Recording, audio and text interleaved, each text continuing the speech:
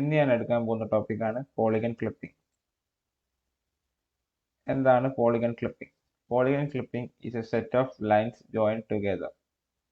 Polygon ക്ലിപ്പിംഗിൽ 4 stages ഉണ്ട്.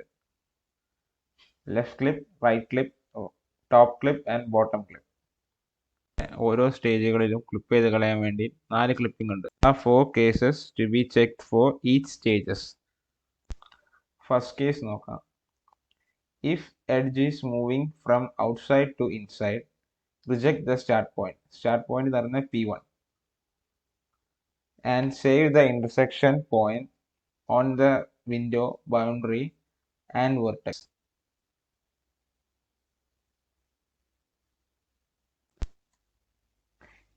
Second one, if moving from inside to inside, save the second point.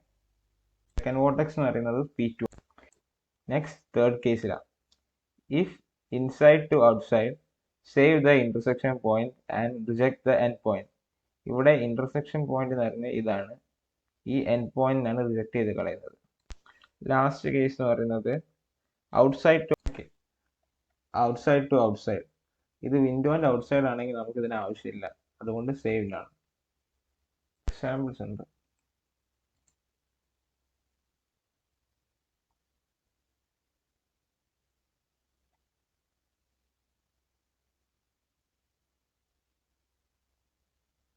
ഇതിൻ്റെ disadvantage പറയുകയാണ്, the algorithm will not clip the concave polygon properly.